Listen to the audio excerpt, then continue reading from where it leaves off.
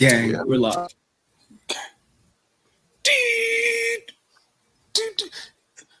Welcome to PE3 Hunna. Wow, that's one Hunna. That's what it is. PE3 Hunna. Yeah, man. PE3 Hunna now. That's how you got to address us. That's how you want to start it off. Yo, start off like that. Your new glasses and shit. Oop, my bad. It's the first 30 seconds. Yeah, with your new glasses. Yeah, Professor Graham, you know what I mean, with a chain on. Nah, trying to gaslight CJ in the beginning of the show. Man, you like Furious Styles, nigga. That's exactly what Furious Styles did. All of Boys in the Hood. Furious Graham. Listen, dog. What I did. You said I was trying to gaslight Jizzle. No, he wasn't trying to gaslight me. He definitely remind me of stuff that I forgot. Listen, I ain't backing down like J. Cole. All right, I still think I'm the champ. Right, so how do you light something without gas? Thoughts. Yo, what are you trying to see? This nigga, if you want to complete the fit, I can send you a kufi, man. I can send you a kufi. I'm just missing that. How do you light a fire with that? Come on, man. Yeah, with fire in paper or fire in alcohol in fire. Just trying to ask important questions. That's all. Ain't that more important how you light fire with gas? Sir, all right, man. This the 300th episode. Let's go ahead and get it started. 300.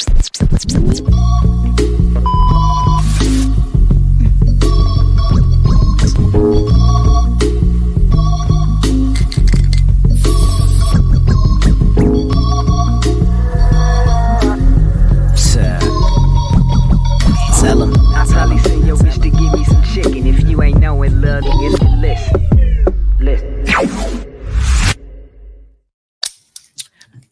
Ladies and gentlemen, people with jobs, people without jobs, middle class, upper class, high class, all that, cats, snakes, chickens, ducks, elderly people, and twerkers, we present to you another episode of the Public Enemies podcast for the 300th time, the 300th edition.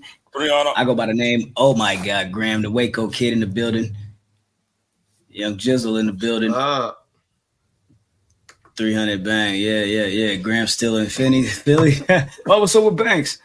How you doing, my guy? Not at all. Hey, y'all see Banks down there? Nah, Banks didn't come. Banks had to. Banks lied to me. Was chicken up, man. Well, look, it is what it is. Did you go? Did you lie? Yes, did you lie to the people? No, I didn't lie to the people. I got pictures and proof that I didn't lie to the people. I never lied to the people. Not one time.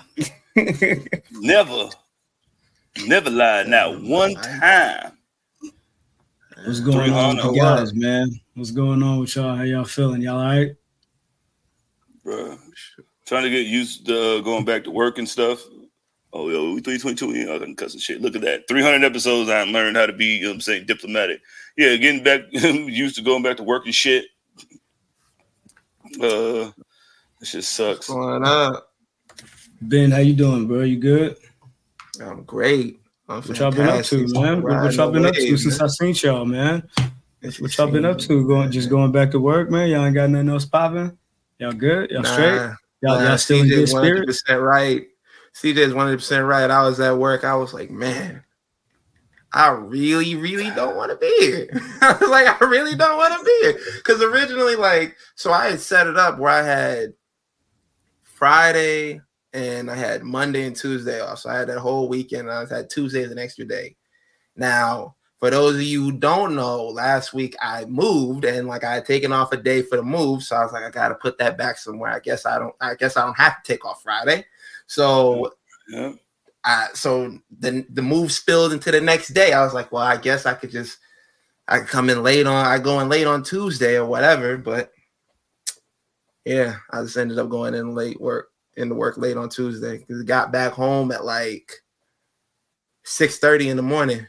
Mm-hmm. Drove back from Philly. Just I did 2 hours, China did 2 hours. We got back. CJ and Graham tried to pressure me. You're not gonna make her drive back that whole way, are you? What type of husband are you? Nigga, she drove the whole time, nigga. She was definitely mother with MUVA. She was like, all right, we go get there. She had to learn how to drive aggressive on the spot. Man, them niggas is weird. Like, yo, you got some fucking Fast and Furious niggas out there in Philly, man. But shout out to Josh. Hold on, spending your final day. Look, you turning 30 watching us, nigga. Shout out to you, cuz. Shout out Josh, man. Hey, happy birthday to you. You know what I'm saying? Happy birthday. That's fire, man. Congratulations. 30 is the new 20. 30 is the new 26. Hey, bro, you made it this far, bro. You made it this far. You know what I'm saying? It only gets better from here, not really. 20s. Yo, what's going on, Gresh? Hey. Seeing Gresh linked up with niggas holding a whole pack of the rock energy drink and shit. I say, yo. Niggas nigga was just throwing them at us. Like, I was like, yo, let me get a Zoa. And he just threw the whole case at us, nigga. It was like, oh shit, let me get one, nigga. I said, Graham, they're giving away fucking Zoas. Graham caught that shit with one arm, nigga. Caught that shit one-handed like Prime Dion. Like, I was like, okay, Graham, I see you, nigga. Faded too, nigga. No, we were goblin mode, blitzed. We were blitzed that night. This nigga caught this shit, a whole case of shit, one arm, nigga. Bow, nigga. It went right back to his conversation, nigga. So anyway, Yo, he said my Uber driver in Philly almost got us killed. We was lit. That sounds like the story that CJ told me before. We got on. Okay, so shout out to Adrian. You feel me? Why don't you tell our Uber driver story from WrestleMania night one? When we left where were we at? We did the Jobber Tears WrestleMania watch party. Night one. Yeah, Jobber Tears. Shout out to Jobber Tears, you know what I mean? Shout out to Gino Steaks first, you know what I'm saying? Because, you know what I'm saying? That shit was good. You know what I mean? We start off with this. So, like, everything is good. You know what I mean? The shit's over. We try to order Uber. Like, we have to go through Lyft and Uber and Lyft over and over until finally, I don't even remember this nigga's name. But he finally is like, yo, I'm on my way. This nigga's texting Graham in fucking Spanish.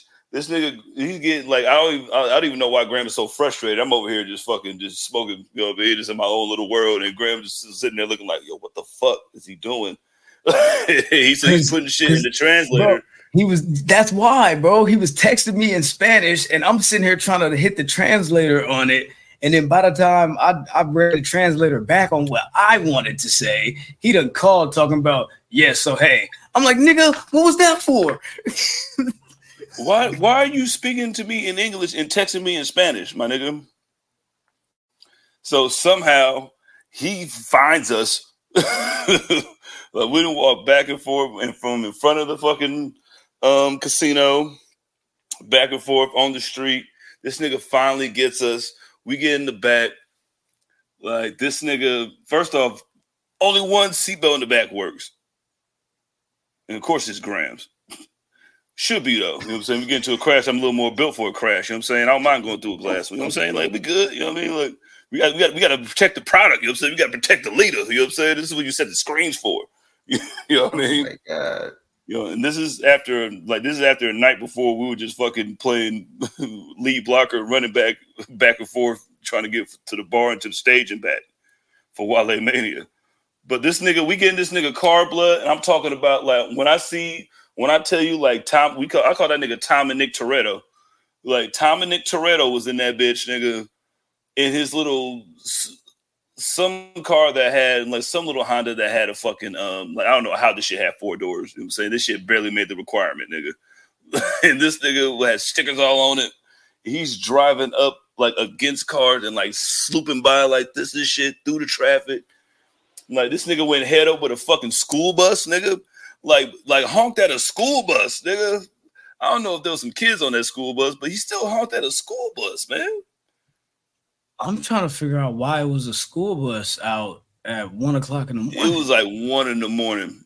Who's in the school? Like, who's in the school bus? Like, somebody's in there. Of course, somebody's in there, but I'm just like, he knows who it is too. That's probably why he honked at him. You know what I'm saying? Like, yo, I know what you guys are doing in there, freak ass boys. You know what I mean? Like, so. But can I tell you something real quick about that? Oh yeah. About school buses like driving around late at night.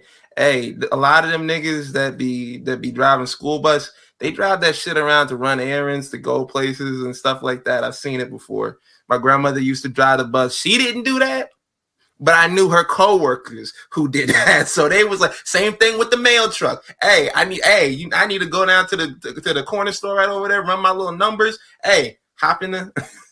I gotta take this home. Like, you think I'm about to use my gas? Like, yeah, you got me fucked up. Yo, we got mail? Like, nah, nigga, I need Newports, nigga. Like, yo, let me get that. Let me get them Newports. Yo, this nigga drove so aggressively. Like, I couldn't even, like, eventually I just, like, let my seatbelt go because it wasn't clicking in anyway. So why am I even holding this shit? Like, I was like, man, fuck this shit, nigga. If I die, like, I think this nigga go get us home safely. And this nigga was flying. And then, like, he was fucking flying, like, in traffic. But then as soon as we got, like, out of traffic and we had, like, clear fucking road, nigga, he was doing the speed limit. I'm like, all right, blood. Who is this fucking Jason Statham-ass Mexican dude?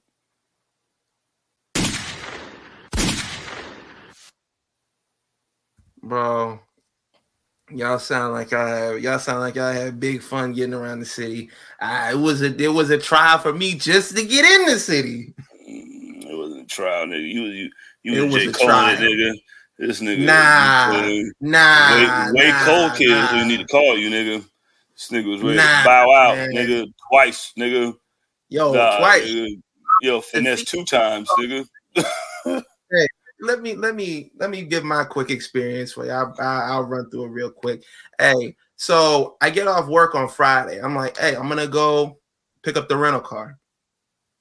And there's like, they're doing like, it's the weekend, and they drive prices up because it's the weekend. So I'm like, yo, I see a deal for maybe about an hour away from me, about $120 off. So I was like, okay, sure, we'll drive up there.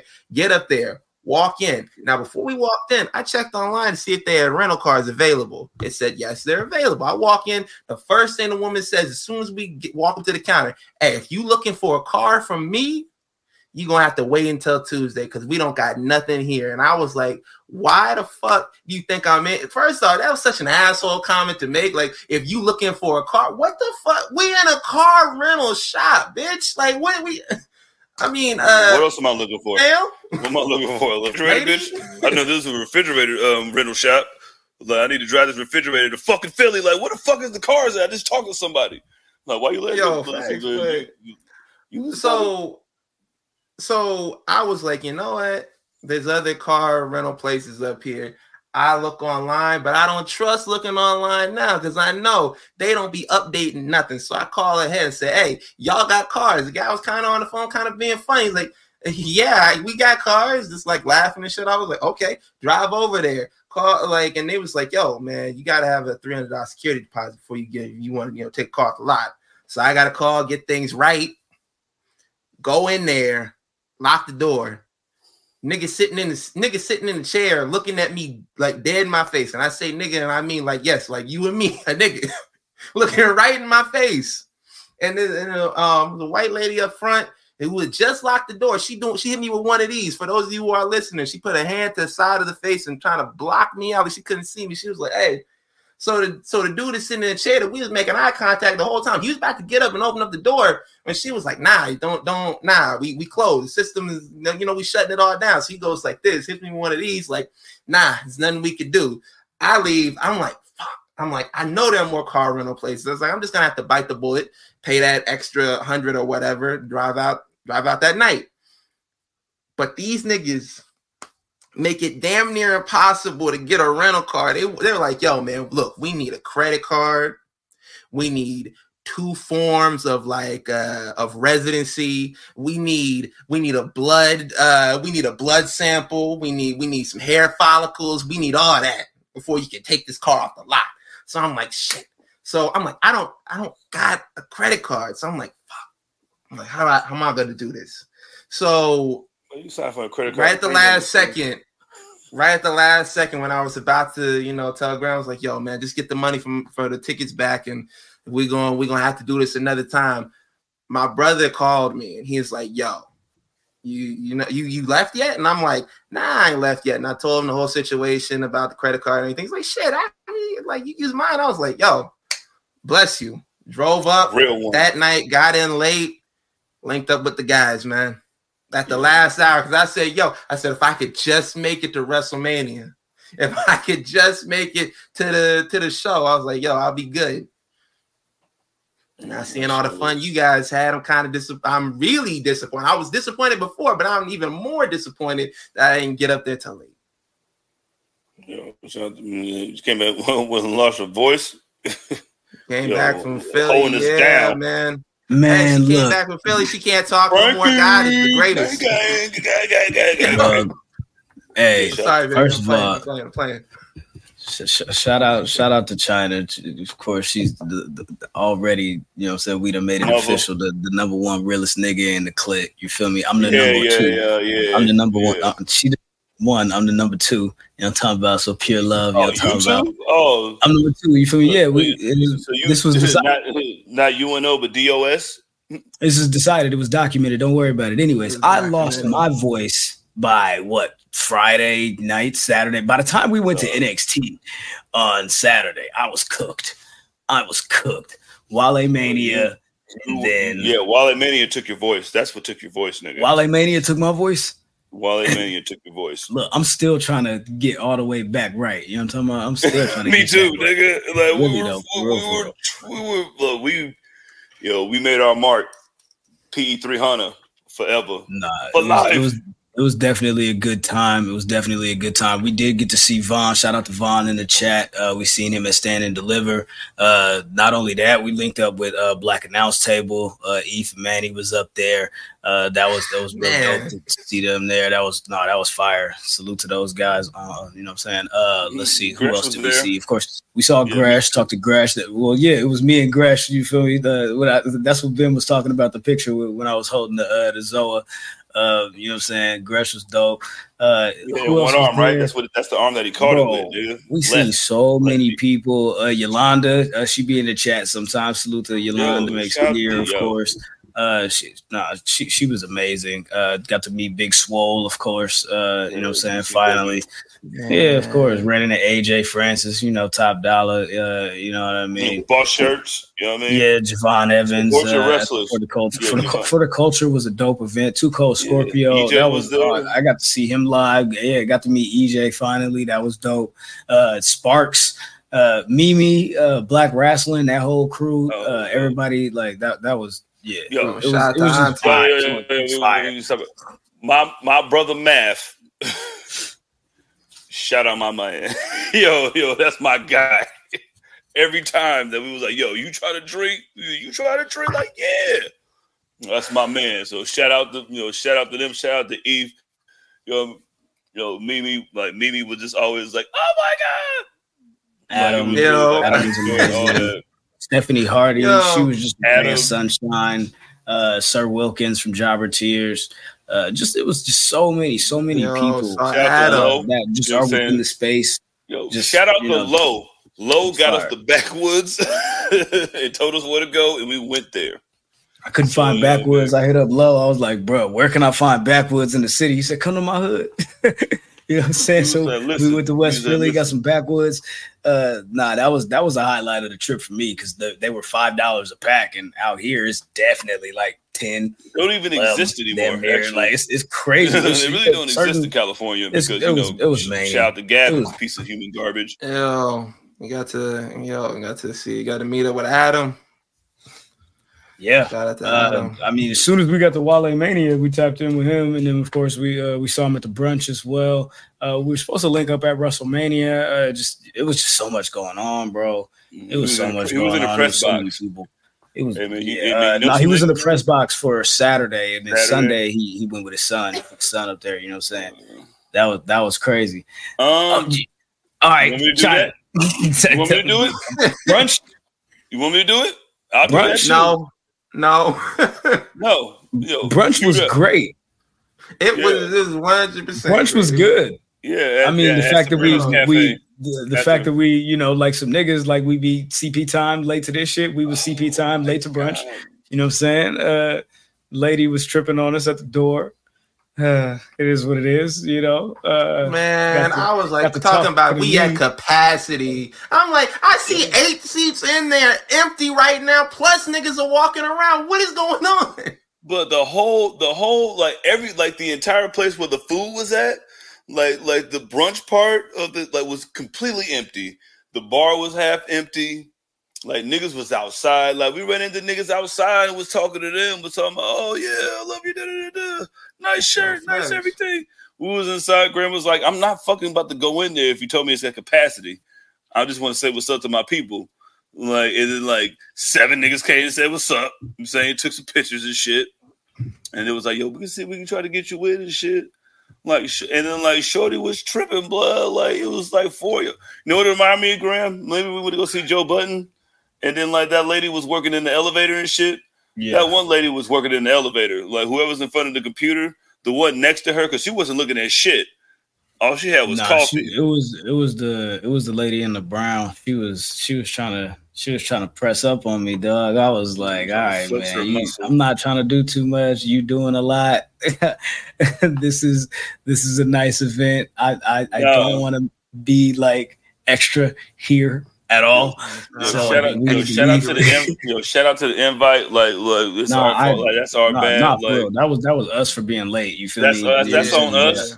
But that's the invite coming from Relax. The invite coming from Andreas, you know what I'm saying? Mimi helped with, you know what I'm saying, putting some of that together, you know what I'm saying? So I greatly appreciate that, you know what I'm saying, the invitation. 100%. Unfortunately, we was just late on getting there. And you know what I'm saying? It was going to be too much to, you know what I'm saying, try to get in and wait for people to leave and all of that, you know what I'm saying? But I definitely wholeheartedly appreciate the invitation. We did end up going to lunch at, I believe, Sabrina's Cafe. I think that's what it was called. Yeah, best breakfast burritos I had in a while. Regardless of that, George Kittle was there in all black hoodie, tight, in an Eagles hat. And I'm like, this dude's trying to be low key, but it's all good. Shout out to George Kittle. We see you. We saw you. You know what I'm saying? I was talking to Ben. I said, Ben. I said, you see how they just pull that chair up to that 4-person table outside that's right in front of us that we're looking at? He was like, yeah, CJ, please don't. I was like, nah. I understand because I think that's George Kittle right there. Like, where? I was like, the nigga on the end with the long hair. That's big as shit. with the other nigga that's big as shit. Yeah. But man, then we went to the Rocky Steps, and then when we walked past, this nigga Graham come up to me and was like, all right. That was George Kittle. I just need to make sure. I look back, I was like, yo, man, it's the nerve of this nigga to pull up and wear an Eagles hat and act like come on, man, that shit burned me up. But yeah, man, it was a great time. Went to the show. Graham was hyped for the entirety of the show, yelling at fans for putting up the ones. After the show was over, this man accosting people in public as we are leaving the arena. Where the ones at now, nigga? Like, I'm not even joking. Like, yo, y'all think like out of all of us that it's me. All of us that it's CJ. And I'm just here to tell y'all. That's only half true. All right? That's only half true. All right. You want to push the button? I already did. Oh, shit. We've been talking about this shit so long. I forgot. Hey, my bad. Hey, yo. Exactly. No matter how he feels, it's exactly how I feel. And that's what it is, nigga. No matter how we express it, nigga, I agree with it, nigga. He said, yep, that's what's true, bitch ass nigga. Run up. You know what I'm saying? What's up? But y'all ain't about to do nothing but give us high fives for it. That's all they did was give us I ain't shook so many hands in my life, nigga. I felt like the president. All right, let's cook, guys. The following contest scheduled for one fall.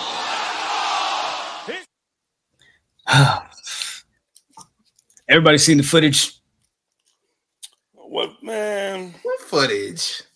At this point, everybody's seen the footage. Y'all see the tagline on the shit. Y'all, everybody knows what we're here to talk about. I assume that if you're here, you've likely seen the footage. Everybody's seen the footage, man. Show the tape. All right, Jizzle, you saw the footage? I definitely seen the footage. Was it indeed R. Kelly peeing on that young lady? Yo, I mean, listen. If she didn't want to get peed on, she'd have moved out the way. I'm just playing. It's Boondocks. Okay. But okay, no. Let's lay it out. Let's lay it out one time. All right. So this whole thing started last week, WrestleMania week. Get the ball rolling on the press. Everybody popping up at their little, you know what I'm saying? They little press junkets, they little talk shows, they little podcasts. You know what I'm saying? Guest appearances and all of that. CM Punk gave his first interview since rejoining the WWE. Appeared on Ariel Helwani, laid out basically his feelings and his thoughts on the company, and expressed his point of view on what happened with the Jack Perry fight, kerfuffle, if I will, at All in London. And, that amongst other things, as far as his opinion of Tony Khan as a booker and as a boss, his opinion on NDAs and, just the return to WWE in totality. Right. Apparently that, coupled with a shot that Triple H ended up taking at one possible Will Ospreay, and Jade Cargill speaking on her experience in AEW and her decision to jump ship over to WWE, rubbed Tony Khan the wrong way. Apparently he got a little bit hot and bothered, and he wanted to retaliate. And I guess the big idea behind that was to express or expose one CM Punk with this whole video that I guess CCTV, the footage that, security footage, nigga. This footage that basically ended up being the reason why CM Punk was released and fired with cause from AEW. So they showed this footage, and they were very transparent. They were very transparent with saying, yo, we are 100% trying to drive interest and drive eyeballs to the program, to get people to watch it, to get people to check us out and see what's going on. And, of course, ultimately drive interest for the pay-per-view Dynasty. So the Young Bucks, they presented this footage. And I don't know, man, what did you think of it, Jizzle? Because I feel like you're ready to say something and you're ready to go. So what did you think of the footage? What did you think of the footage itself? Go. I mean, the footage itself didn't show us anything that we didn't already know already, because the nigga's been fired for this shit already. Like, he didn't went on Ariel Helwani and said what he did for that shit already. It wasn't no sound. Like, it was definitely a clickbait, cloudy. Cause when it first happened, like when we first heard that shit happened, what did we say? We was like, this nigga looks like a fucking goof. I'm like, look at this nigga looking like a goof. You know what I mean? Choking out Jack Perry for some shit that only you two know about, but you wouldn't be like, yo, internet bullshit. But no, nigga, only us knew about that shit. So, like, yo, man, I mean, you choked him a little bit. Only us knew about that. Like, only us is in. Like the real glass Crimea River shit. Like, nobody really knew what that shit was until like shit came out about the fight and shit. Like, yeah. So like we already knew that CM Punk was wrong, and he's admitted that. Listen, I probably didn't need to handle it that way. But like, yeah, that shit happened. So like, what's the point of like? And then, like, trying to fucking mask it under, like, no, we're going to blame FTR for this shit. Like, FTR has literally nothing to do with this shit. You're better off blaming Samoa Joe and Hook for this shit. And Hook was really minding his business. Nigga was like, oh, shit, what the fuck? All right, like, Ben, can you jump in? Yeah, the whole thing with that is, like CJ said, it was literally word for word, bar for bar, what CM Punk said on Ariel Helwani in his interview with Ariel Helwani on the MMA Hour. Because he said, yo, he came to me, and I walked up to him after he came backstage, and I said, hey, what's good? He said, hey, you feeling like you want to do something? Go ahead. He said, I choked him a little bit. The fight was broken up. I called Tony Khan around. I went back to my room, and I went out to have my match after because I didn't want to let the boys down. literally everything that happened. So my thing was, I said this earlier on in the day. I said, the only way you can get away with this, like saying like, oh, we got the footage, we got the footage, we got the footage, is if it's a swerve and it's some being the elite shit. Because if you show the footage and it's exactly the way the CM Punk described it, you're going to be an asshole. You're going to contribute to the legacy of CM Punk. You're going to make him even more of a hot commodity than he already is, and that's saying something. So adding that on top of that, and then my shit went, but then mixed in with the fact that he don't even work here no more. Why are we showing video of a nigga that don't work here anymore? It's just all over the place, and it doesn't make sense. And you come out looking like an asshole. Either way it goes. I mean, not really. Yes, really, because like, yo, you're like, I'm gonna embarrass this nigga. He didn't lie during the video.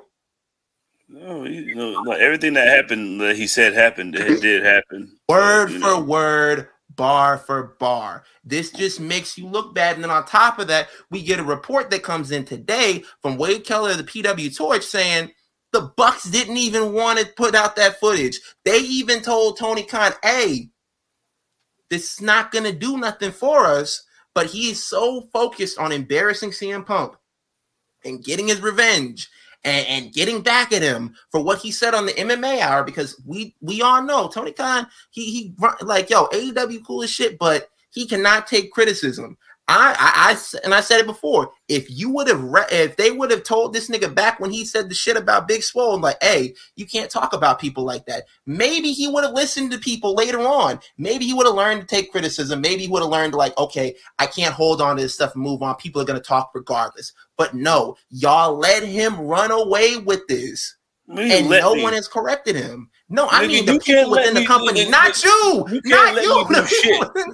Tony Khan, nigga, like, I run this shit. Like, he needs to know. Like, we've been said this shit. Like, I seen the way he talked to Yannick Ngakoue on Twitter, and I was like, oh, okay, he don't give a fuck about none of you wrestler niggas if I talk to this nigga like this.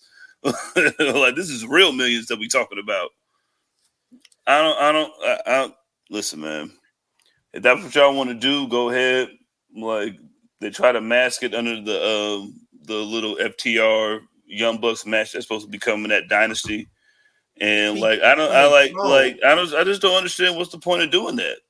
Like, okay, so even FTR said, let me say, and they said this in camera. They said, "What does this have to do with us?" It's 8 months ago. I'm sorry, Greg. You go ahead. There's a conflicting report coming from Fightful Select that the Young Bucks were actually okay with doing this. Oh, okay. So all right, my bad. I'm not here to say who's right or who's wrong, but I do want to say that there is a conflicting report. So it's 50-50. It's up in the air. Well, either way, whichever way you want to put it around. If they were for it, they were against it. This shit is corny.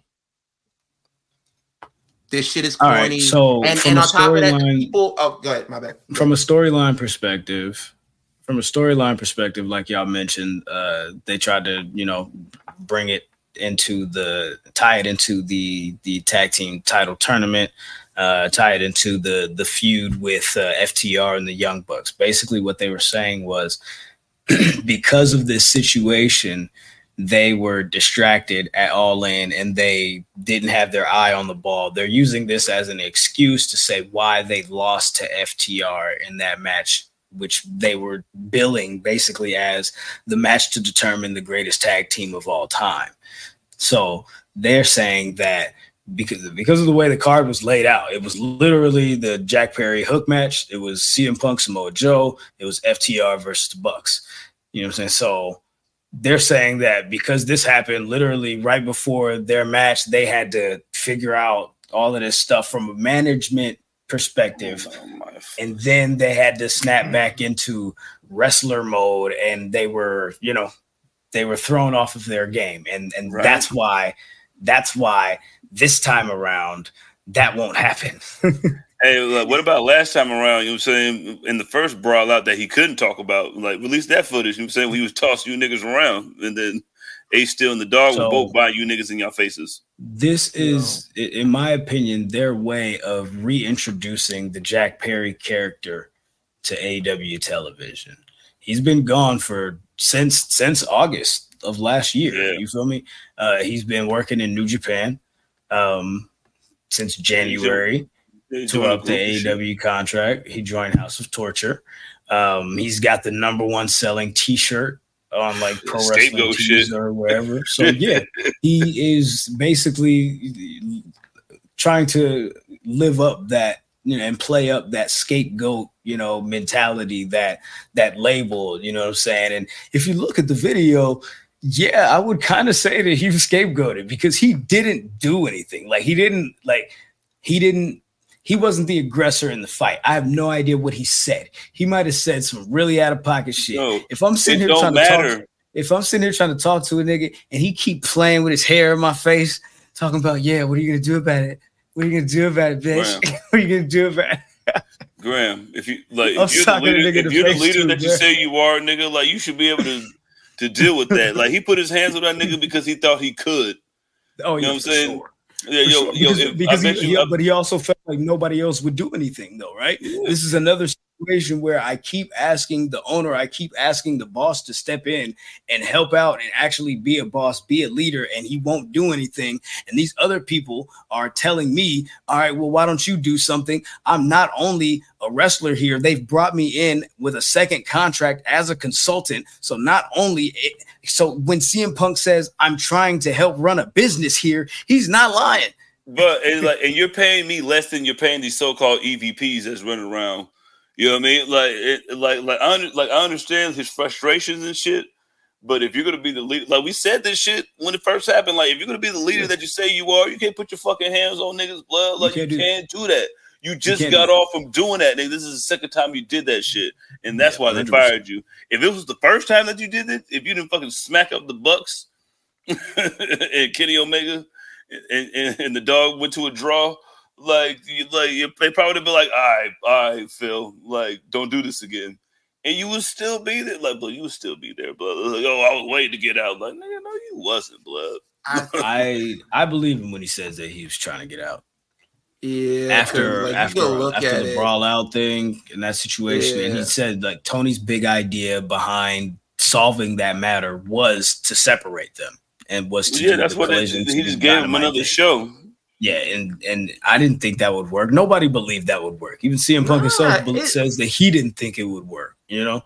Because you can't put that on him either. That's not fair.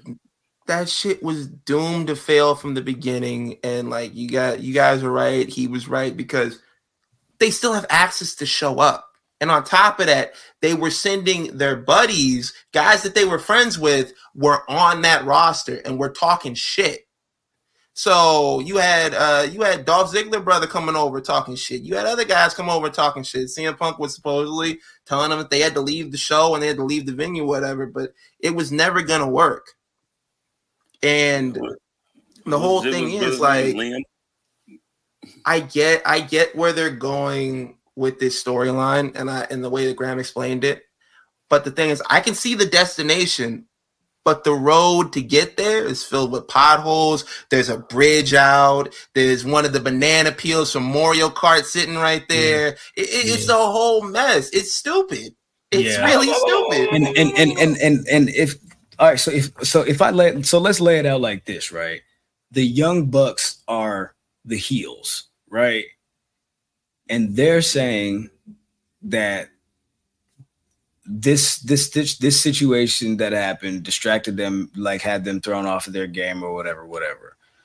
But they're showing this footage, and it seems like they're trying to like babyface Jack Perry, but he's a heel, and the faces are the friends of the guy who started the fight. So I'm confused on who you're trying to put over here, because if FTR is supposed to be the good guys and FTR is like, why don't we get over this? Why don't we get over this? Why don't we get over this? Why is it that the Young Bucks as the heels are trying to put who am I supposed to root for is what I'm saying. Like, I don't understand. Like, y'all are like being petty as EVPs, which I feel like they're trying to basically separate themselves from AEW, the entity, and say like they're going rogue from like a Tony Khan decision.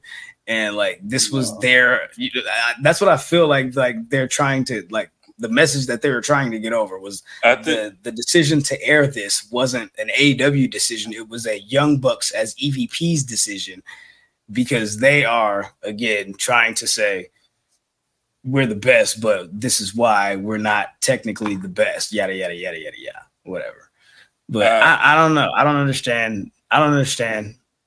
Because it's weird. It's a weird dynamic. I feel like it's a strange thing that it would make more sense if he was on TV more. Like if Tony Khan was on TV a lot, like just being staged on TV and not like in these fucking like little like dark matches. Like yo, like if he was on TV like all the time, that shit would make more sense. You going rogue, like the EVPs going rogue from Tony Khan. Like that shit would be a great storyline that you could run back 150 times.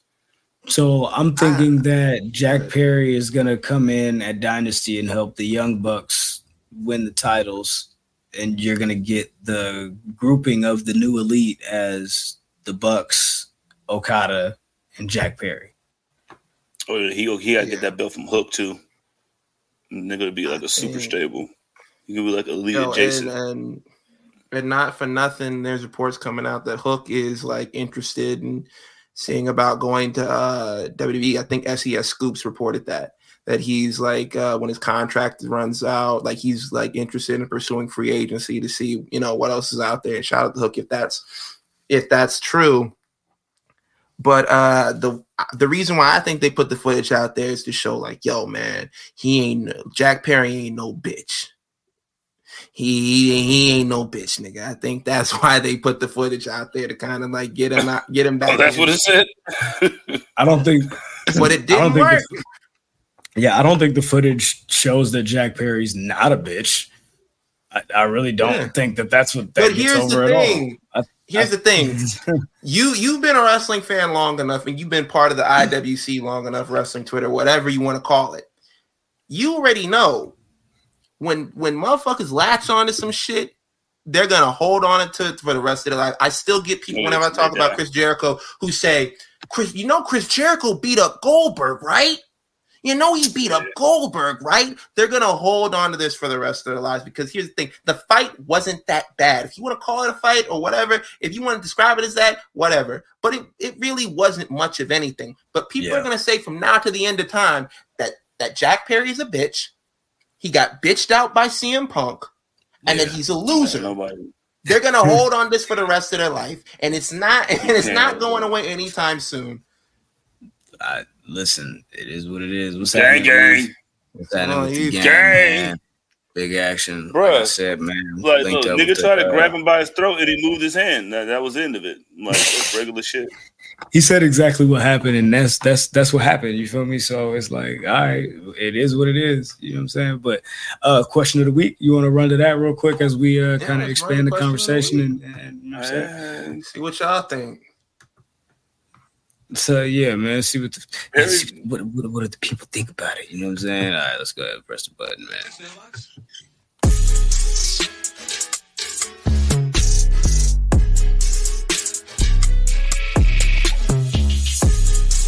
Nigga dancing with them.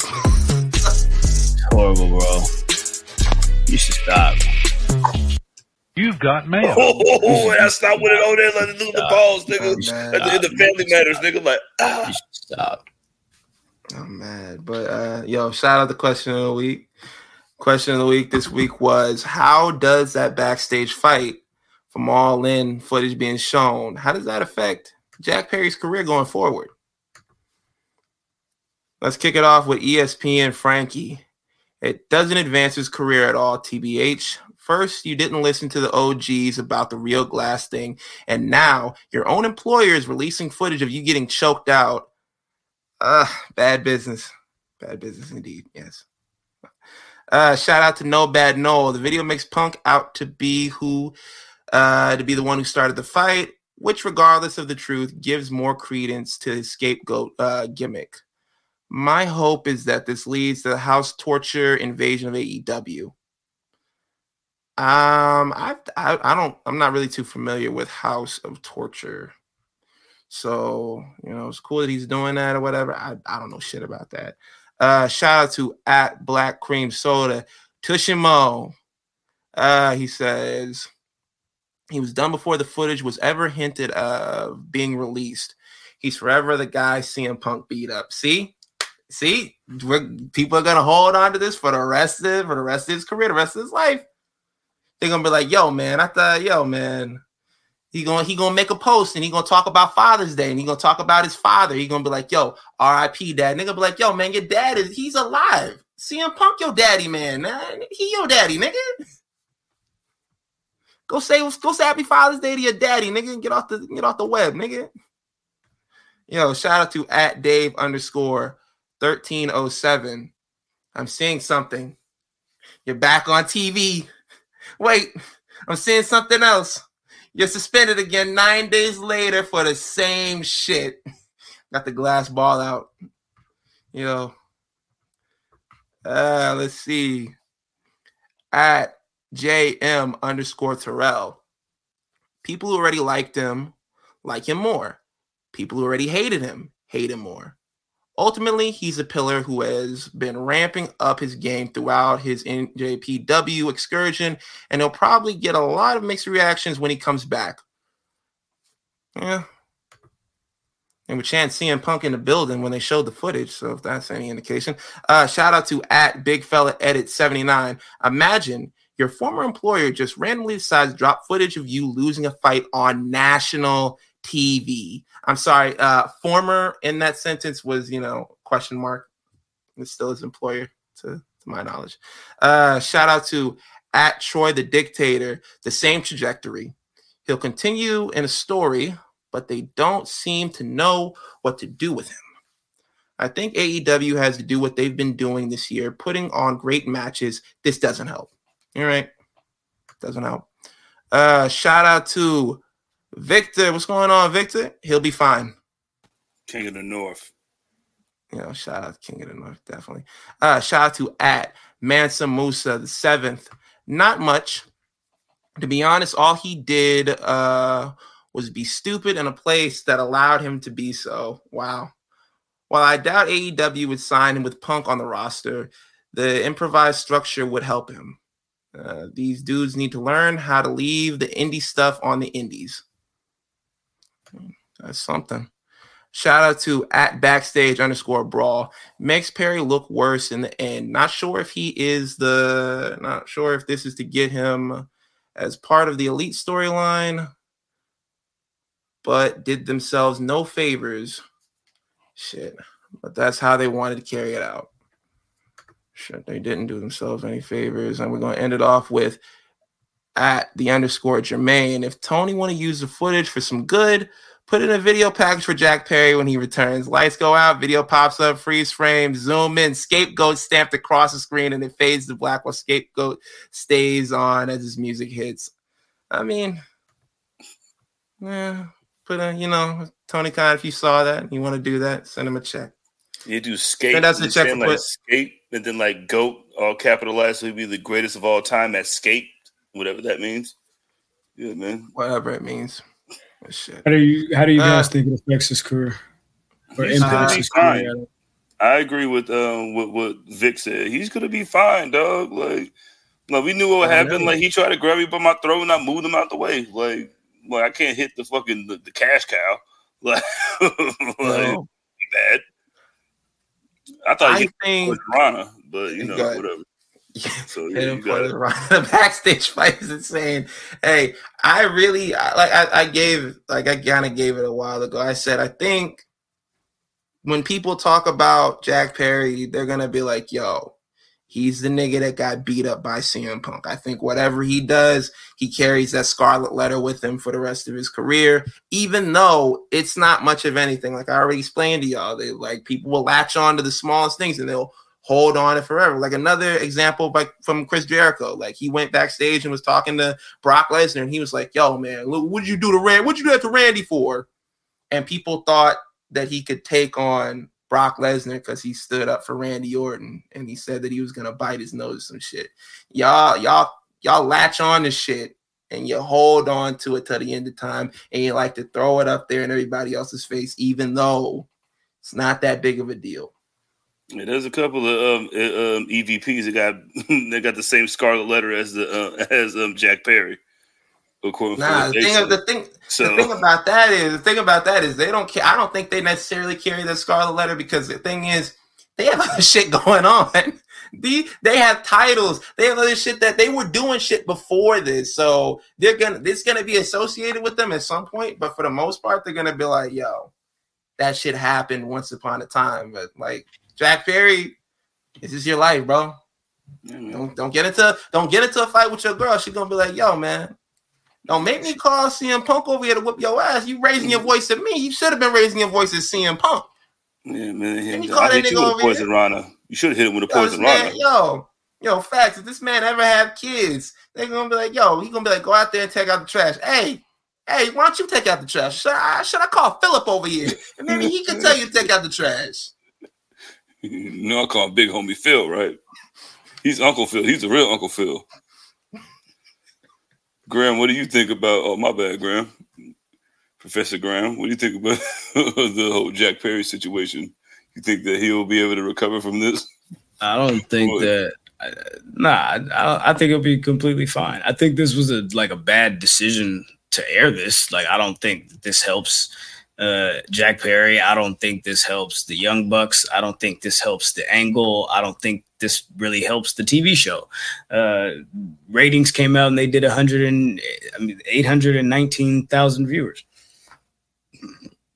That's not really a big jump from, you feel me? Nothing like that. You feel me? Like it's not like a crazy, like, will they be able to maintain that and build upon that? Is this something that you even want to build upon? You know what I'm saying? Like, I just don't get it. But I completely agree with Ben when he says that you can't get away with nothing with your girl now. Your kid's gonna be running all over you. He might just be the real Uncle Phil. You feel me? Bro, the forehead punch, like, what you gonna do? Like, oh, blood. He was definitely wrong for his actions for sure. But it's like, I don't see how this benefits Jack Perry. Like how does this happen? Like, you feel me? You just showed me, like, I didn't get my ass whooped, but like, it don't do me no favors either.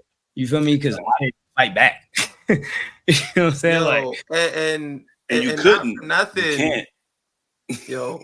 You can't. Not for nothing, but like, you know, when AEW kind of fucks up because they'll put out a clip like this moment, and it'll be something that kind of backfires on them or doesn't look favorable on them, and they'll scrub the internet and they'll hit everybody with DMCA. Now AEW does hit niggas with DMCAs who post clips without permission, but when it's some bad shit, they work overtime. You remember with the exploding barbed wire death match or whatever it was called, that ending, they had all those videos off the TL by the time the night was over.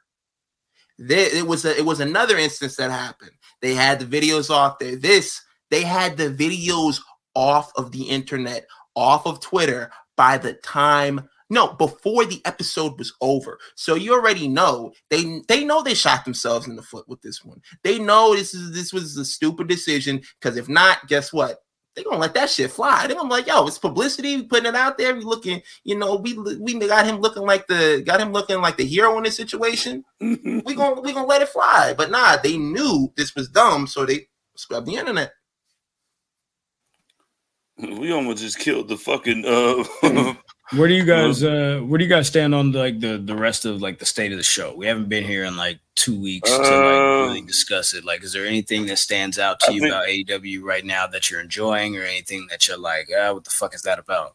I mean, Mercedes got attacked, you know what I'm saying, in the dark and shit. You know what I mean? That was really the only thing that you could, like, they really put a lot into, like, Samoa Joe got attacked by Swerve. They had to move that shit to the fucking, I'm saying, to the main event when he fought Dustin, you know what I'm saying, because they were trying to ride that, you know what I'm saying, at WrestleMania Road show. And what's up with the rankings? I mean, yeah, you know what I mean? Like, Samoa Joe got the belt and shit. Like, it just wasn't like they put a lot of fucking effort into this fucking videotape, because that's the only thing that we knew about that was coming with this episode, and then everything else was just kind of like, oh shit. Ben, what about you? I mean, I've enjoyed some of the things they've done over the past couple of weeks, but I feel like there's been a lot of cornball shit too, because like we didn't even talk about last week's episode when they had Edge come out and cut a 20-minute promo about how AEW was the greatest locker room that he's ever been a part of, and how much he loves it there, and how he wanted to end his career there. It's like you're doing Damage Control, and then they got tired of doing Damage Control, so they was like, you know what? Let's bring out this video next week. And it sucks because they are doing cool shit. They are doing cool shit, like the whole like Adam Copeland had a really good match that I really enjoyed against what was it, Penta? Yeah, against Penta. He had a really good match against Penta. I enjoyed that. I enjoyed you know, at the end when Willow comes out, she kind of like has a little face off with Brody King, and they're gonna do a tag team match. You know, they have good stuff going on. But when you do dumb shit like this, it kind of overshadows it, and it kind of like, and it pushes it to the back burner. And all the stuff you said last week when you were like, well, we shouldn't focus on the negative. Let's focus on the positive, what AEW does. You abandon all that shit this week when you decided to make that move. And it sucks because it really took a lot of shine away from people who were building up something that deserved to have that time. It was real clout chasing. You know what I mean? Because ROH had a really good weekend too. You could have built off of that if you wanted to do something. You know what I mean? Like, it was just really clout chasing. Like, even the stuff that happened during AEW, you didn't want to talk about it because it was like, if you wouldn't lean into that, we're gonna make fun of you for it. Sorry, Graham. All right, what else you guys want to talk about? Crack. So, not just playing. Oh, my bad. The chat is talking about Ospreay. Tristan says, Will Ospreay said he ain't running from the grind. Andre said Ospreay cried about Triple H. No need for that on live TV. I mean, he could do that. If y'all gonna spend your little media press run, you know what I'm saying, having people, not necessarily having people, because I hate that. This idea that WWE management is whispering talent's ear saying, hey, make sure you sneak this in about AEW. Like, I feel like the people that are doing that, like, oh, they got the talent going out here disparaging AEW. Da, da, da, da. Like, if I'm asked a question, especially in the sense of like Jade Cargill, like the transition of like coming from AEW to WWE, like what that's like, that's a general question that you would expect someone to ask someone in that position. So just to be like WWE has them marching out here the biggest week of their year to belittle or whatever, like that's I don't think that really exists. However, when it comes to the I guess the aspect of like Triple H, he didn't necessarily need to take this shot at the Will Ospreay situation, because it like, what else is he talking about? Like, what else is he talking about outside of maybe Will Ospreay, outside of maybe Okada? You know what I'm saying? Like this whole agent situation about, you know, like, cause he's like, I get reports on everybody. I know everything that's going on. But for those people that want to choose the lesser schedule, that want to choose the lesser this or that, you feel me? Like, I don't necessarily know if they're in it for the grind, and I don't really want them in it in my company for the long haul, because I don't know what type of dedication. At least that's what I got from it. But in my opinion, hold on. I've let y'all cook. Hold on. Like, in my opinion, like, he doesn't necessarily need to do that. But like Will Ospreay going on here on AEW, I don't think there's nothing wrong with that either. However, what I think is the fact that they had that literally right after the CM Punk footage and the whole Young Bucks thing, which was also a little wonky because they were trying to live between two worlds of kayfabe in real life.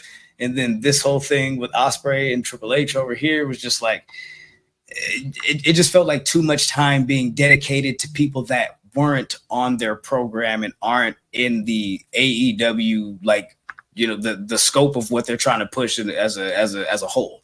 That's all I'll say about that. Ben, go ahead.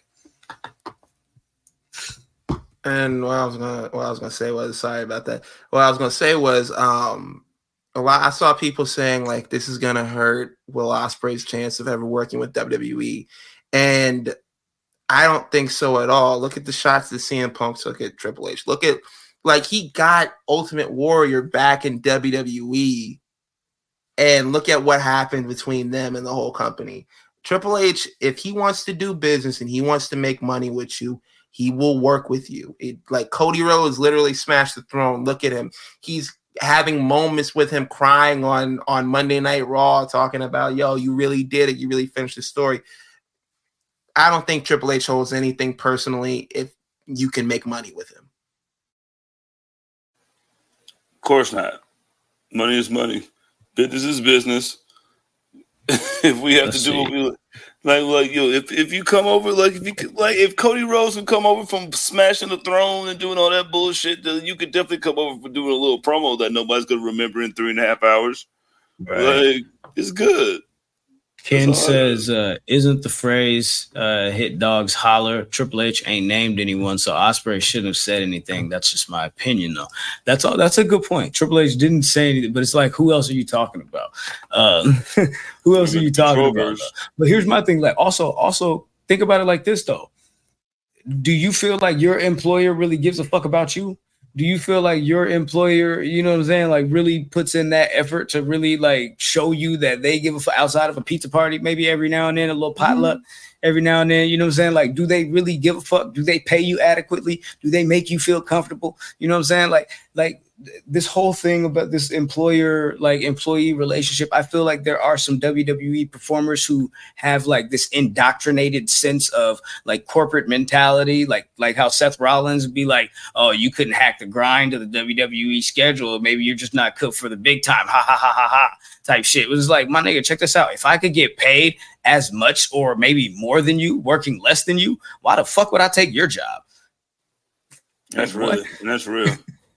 That's like, really what? Real. Like, why especially you when people for? talk, especially when people try to push forward this whole mental health is important. You know what I'm saying? You need to be able to balance your work life, you know what I'm saying, shit with your family and all this other shit. Like when people try to push and perpetuate that shit, but then also want you to believe that you should work more, you know what I'm saying? So the company can benefit, but you don't necessarily benefit as like much as the company benefits. Like, fuck out of here with all that shit. I'll take the job with the lesser hours. You feel me? If I'm getting paid $3 million, $5 million a year, nigga, and I'm only having to work 1-2 days a week, 1 day a week, for real, 2 days maybe, you feel me? If it's a pay-per-view this month, what? But and they helped me find a place out here. Like they helped me find a place out here in the States where I can be close. Like them niggas. WWE might help you find a place. AEW ain't gonna help you find that. I mean, I'm just saying, like whatever the conditions that they wanted to go to, like they went to that for a reason. I'm sure that they were. I'm not sure they were offering whatever they paid Will. But I'm sure they were offering something close. Man, AEW told that nigga, what's bruh, Anthony Henry, you got hurt on an indie show. Get the fuck out of here. Bye bye. We'll bring you back when you healed after you had your surgery because we ain't paying for that shit. Sorry, my boy. But they lost CM Punk in Wembley. You said you named me a workhorse. I'm one of the workhorsemen. He said, yeah, nigga, take that work shit somewhere else, my G. Yeah, you know what I'm saying? Yeah, gallop your way to the fucking event or you're fired. All right, man. Let's go ahead and push the conversation forward, man. This past weekend, we got to see Cody Rhodes finish the story. We got to see you feel me? From a bird's eye view, you know what I'm talking about? I got to watch the tag match with Seth and Cody against Roman and The Rock. And then, of course, Sunday evening, we were in the building for WrestleMania 40, and the atmosphere was off the fucking charts. It was crazy. It was so many people in that motherfucker. I was yelling at everybody, like Ben said. I was tripping on niggas. You feel me? Like, listen, I was trying to make 123 the illest section in the building. And we might have been able to, you feel me? You know what I'm saying? Get there. You feel me? We might have been able to get there. You know what I'm talking about? But 1, 2, 3, Hunna. Yeah. So this whole thing about this what really irritated me about the show. I'm not gonna hold you.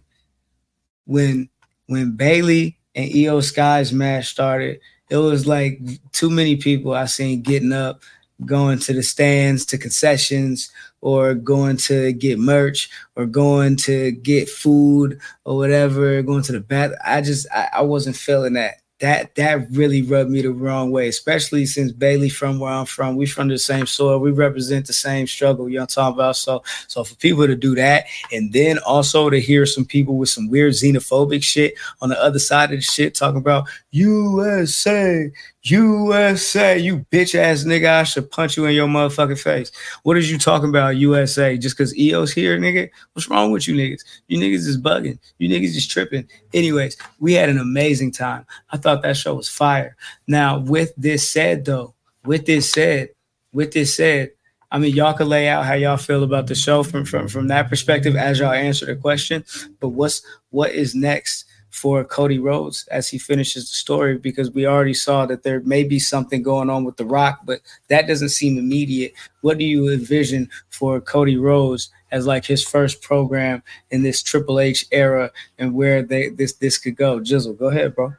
Hey, yo, what I want to see, I need to see Cody Rhodes turn into the exact person that he hated.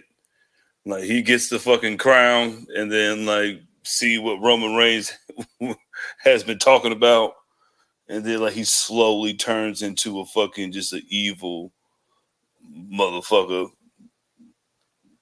Like, that's what I want to see. But like, as his first fucking person, like, I think we have to wait for the draft, right? Like, because like both champions are on Raw technically, so Ben, jump in, the draft. I think the first like opponent that you could have for him, I think would be really cool and really interesting and fresh, would be to have him go up against AJ Styles. I think that that's personally what I want to see. But the whole thing about like the whole Rock situation and everything like that, when do y'all think that happens? Is that WrestleMania? Is that Survivor Series? Is that Royal Rumble? SummerSlam? When the Rock thing comes back around, man, I think that's a great main event for for SummerSlam. I think that'd be a great main event for SummerSlam. The Rock is what? The Rock is he's filming that, what the movie is, Monster something. The MMA shit? Yeah, I can't remember what the name is, but he's filming that. That's going to be what, like the next 2.5 months, possibly 3 months, if he could get back into camp and try to stay in ring shape along the way. Since this is a physical role, I could see them doing the Rock and Cody match at SummerSlam. But I feel like in order for us to get to Roman Reigns and The Rock by next year, WrestleMania, these story beats kind of have to go along with the big four, with these shows, to kind of progress it along in I guess a meaningful way that it makes sense. I feel like there's events that have to happen on the big four shows to push us towards that ultimate action or that ultimate match next year at WrestleMania. I agree with you. Also, if you're going to deem this shit the Paul Levesque era, then you better fucking do what you say, nigga. If you're going to name this shit after yourself. Listen, this shit, like, we talked about this shit the whole weekend. Like, yo, man, this shit, like, you got the X's and the L's and the green and black, it's having to fall in line. Like, listen, like, but if you're going to name this shit after you, you better deliver.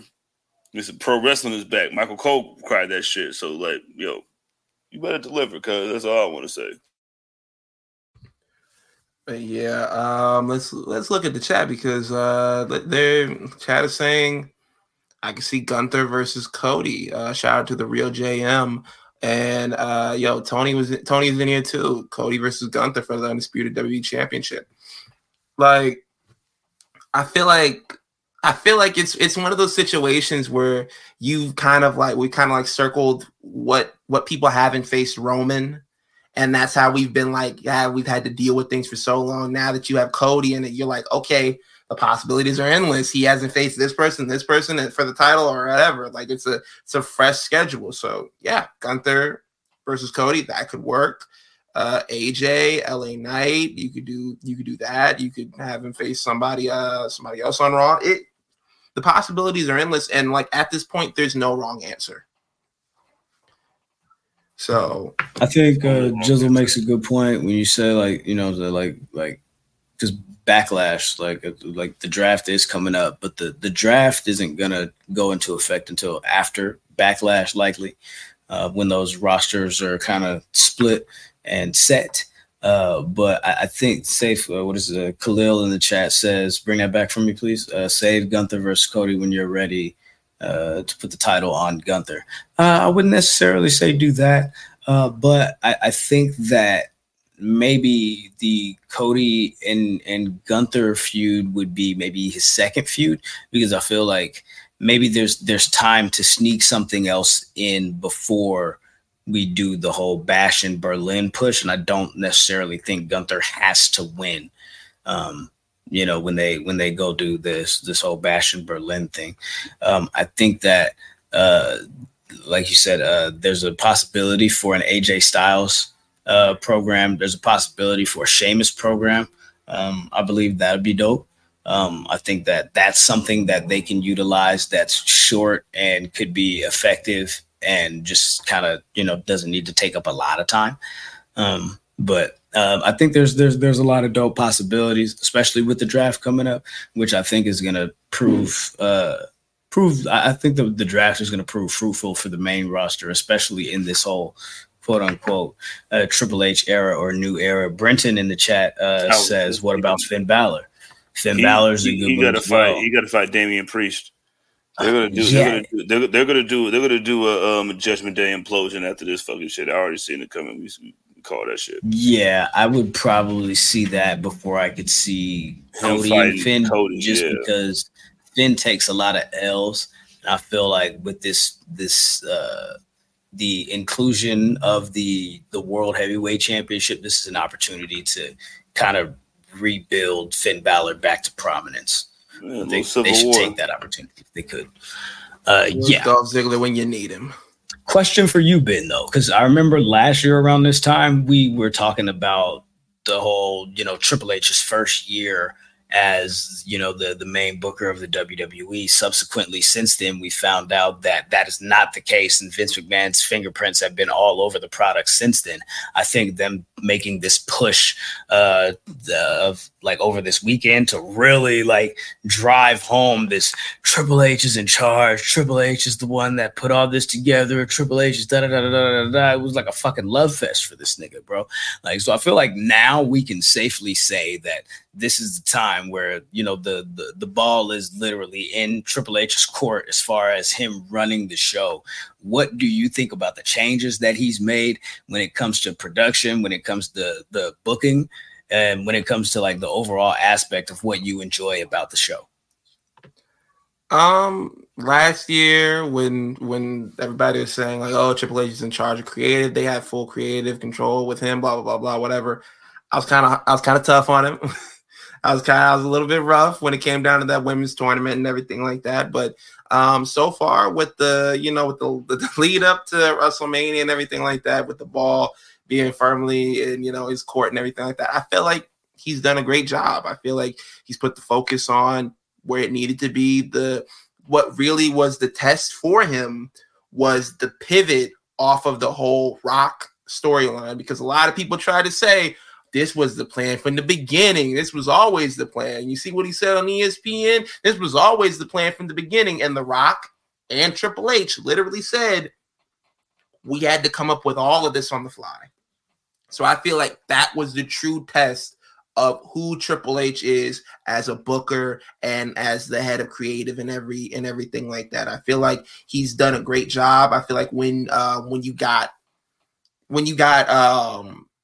Vince out of there and you got Kevin Dunn out of there, I feel like the possibilities were endless for what you can do. I mean, Vince's influence, I don't think is fully gone from the WWE, but it's a lot of people in there that still, that worked with him or whatever. We saw Bruce Pritchard. He came out at the end of WrestleMania and hugged Cody Rhodes and everything like that. So there's still some people in there, but for the most part, I love the direction that they're going. I love that they're focusing on themselves. I love that they're building intricate storylines and they're adding things and pieces and stuff like that, and doing callbacks and all that type of stuff, and literally like setting up storylines that are going to be made down the road. And on top of that, this Monday Night Raw, this Raw after WrestleMania, felt like a Raw after WrestleMania for the first time in years.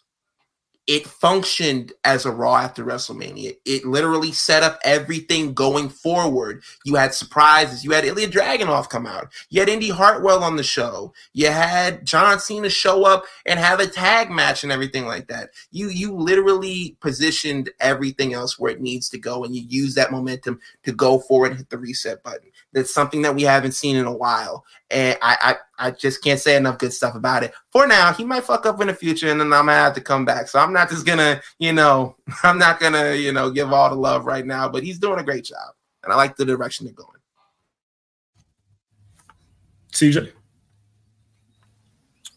I mean, I hope he holds it down. Like, he ain't got no choice. But listen, you're just going to do what you want to do. And like what you've been doing has been working for so long. And he knows, I think he has the pulse. Like, I know we talked about him taking that shot at, old boy. And he just knows, he knows exactly what he's doing. Like, he's been in I think it's going to be just fine. I think he did it. I think so. After WrestleMania, that shit was a fucking good start for his little era that he named himself. But you have to live up to that shit. You can't name some shit and then not live up to it. So niggas going to hold you accountable for that shit. Because motherfuckers have been asking for this shit. They've been asking for him to be running this shit for a long time. So now that he's now officially, I guess, even though he's been running it for a little bit, but now that this is his era, we're going to hold you to that high standard, nigga. So you just be ready to live up to it. I think he's going to be just fine. Him and fucking Shawn Michaels, I think it's going to be a revolving door, and I think it'll be just fine. But just be ready to live up to that fucking name that you named yourself at WrestleMania. This isn't a literal name of the era, Attitude Era or Ruthless Aggression. This isn't necessarily literally the Triple H era. They haven't named it that. So I don't want us to get too far deep off in the weeds of saying live up to that name. That's not what if you're going to come out in front of 70,000 people and say this is the Paul Levesque era, and then the next night you're gonna do it again, but I'm gonna send my wife to go say it too, just to let you know. He didn't say it. Hey, listen. Here I am. Welcome to WrestleMania. And she was like, yo, this is the Paul Levesque era. This is my name. This is my namesake. So you gotta live up to that shit. Sometimes that's what it is. So I think he's ready for that shit. But just be ready for the criticism, no matter what it is, and just be ready for the praise, because it's going to be equal on both sides, I think. Oh no, we're definitely in the honeymoon period of the whole Triple H era and everything like that. You want to call it? A lot of people are calling it the Renaissance era. I think Cody Rhodes said it's the fuck you era. It's the fuck you era, the Renaissance era, the Triple H era. We'll give it. It'll be a name eventually that's given to it. But shout out to Andre. Says, go ahead. With Triple H, you gotta expect some curveballs. He actually reads the fans' comments and respects the feedback. Yeah, he for those of you who don't know, Triple H is chronically online. He's online a lot. You think Tony Khan is online? He's online just as much as him. Really, people have been saying for a better part of a month. Man, he lost his family. He's divorced. Stephanie left him. He was calling CM Punk on Thanksgiving to try to get him to come back to WWE. There's no way, he's talking with his wife and everything like that and all that. And just for him to have his wife show up and be like, yeah, nigga, this my nigga's era. It's his era. That's some next level shit. Carol 22 in the chat says he said at the scrum it wasn't his era. He said it was everyone's era. And guess what? That's something a nigga if it was his era that he would say. That's something that he would say. Andy says I trust Triple H, but like Ben said, give him time to fuck up once a while. For sure. We got to give room and rope. Nobody's perfect. Like Triple H's booking isn't going to be perfect. Tony Khan's booking is never going to be perfect. You know what I'm saying? Like the New Japan booking is not going to be perfect. The HBK, you know, for all of his Instagram scrolling and, you know, scavenging that he does trying to find talent, that doesn't mean that, you know, he's going to be a perfect booker. Wow, Mr. All Days Off says this is the watch out for Diddy era. For sure. Yo. I agree with that. This is definitely the watch out for Diddy era. For sure it is. Yo. Gross. Actually gross. Really gross. Really gross. What's next for Roman Reigns? Roman Reigns posted that video. Tagged it yesterday I mourned. Today is day one. Walking on the treadmill like he used to do, like after big matches when he used to cut those promos on the elliptical or whatever, this early tribal chief days. So is he going back to a little bit of that as far as like how he progresses his character to the social media audience or in between shows, or is this just him saying I'll be back soon, you know, and you'll see what the next chapter is when that happens? Yeah, I think it's the latter. I think it'll be the latter. I think if anybody's earned a break, it's that man right there. And I think like that's a way to feed the masses. Like, yeah, day one, you got to start from the beginning, start from ground up. Like, and he has options to do whatever he wants to do. But I mean, like, hopefully, I think that's going to be like what you said. Like, yo, just him starting from the beginning. I'll be back.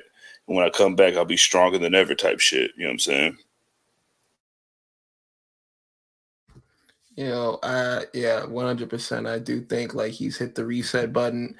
If we don't get The Rock versus Cody Rhodes at SummerSlam, I definitely think it will be Cody Rhodes versus Roman Reigns in a rematch. Because he had like the whole little smirk at the end. We know like he'll be popping up sooner or later. So yeah, I think he pops up. I think he pops up around SummerSlam. You know, he damn near got to fight Seth. You know what I'm saying, don't he? Can I interrupt to read this real quick? That King BK says, I just got here. Y'all seen that clip of Mercedes Moné on the floor moaning? Jizzle, your reaction? I believe her. Justice for Mercedes. That's my reaction.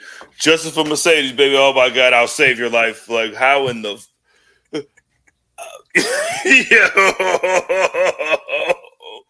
yo, you can't ask me that question with your glasses shining. You know what I'm saying? Like, man.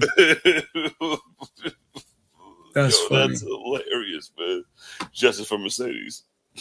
Let's see, Cujo. I was gonna read that one. Cujo says Solo and Jimmy gonna have to answer to him eventually. Enter Jacob Fatu, Roman versus Solo and Jimmy. See, that's interesting. I think the inclusion of Jacob Fatu into this program is a necessary layer. I think there's room for Tama Tonga as a necessary layer as well. If you're following the tea leaves and lean into anything that Jacob Fatu has recently posted, there was a photo of who was it? The Tonga Kid and Haku. And Haku, yeah.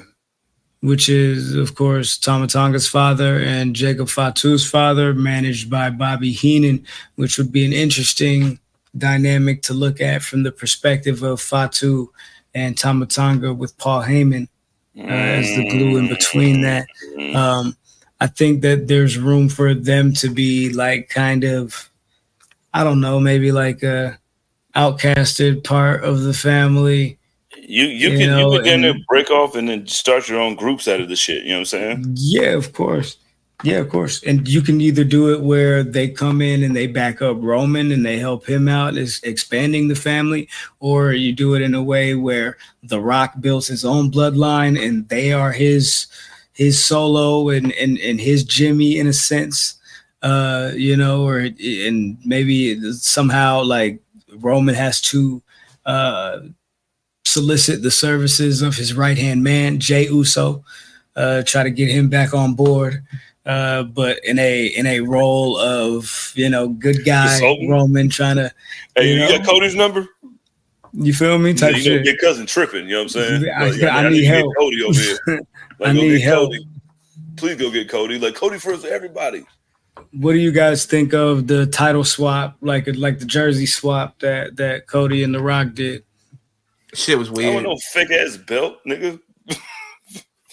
Shit was weird, bro. But it's like, yo, man, I want to hold your belt only if you let me hold my that belt right there. It felt weird. The crowd was 100% right. The shit was awkward. I get what they were doing. The Rock is like, yo, man, look, I like the way, I like the feel of it, man. No Diddy. Did you get what they were doing?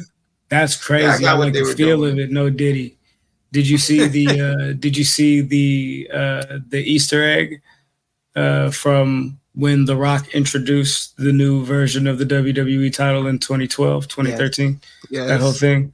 Very interesting, and to lean back into that, I feel like it was unnecessary.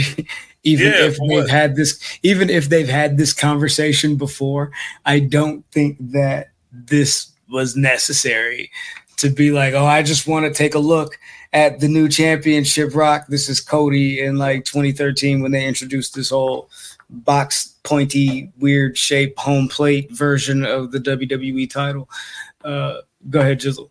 Bro, like this, like we was like, this is the exact same fucking design that you allegedly, you know what I'm saying? Like this is what got rid of the spinner belt. It hasn't changed, nigga. Not only has it changed, nigga, we made every single title that we have like this, nigga. Like, what are you talking about? I want to see what the belt feels like, nigga. This is the exact same belt that you got, nigga, when you beat CM Punk. Nigga, like, please shut the hell up, dog. Like, listen. Let me hold you. Huh? This one's gold. This one's gold, though. Graham, is the design the exact same design that he was the one to first debut it? It is a little bit different. So he forgot about it? You know what I'm saying? It's a little bit different, though. Remember, his version had champion in big letters.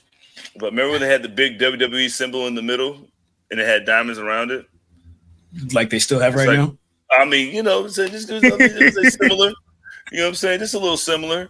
You know what I mean? Like, I understand you. Like, the thing I want to talk about is like whatever he handed him, like in his hand right there.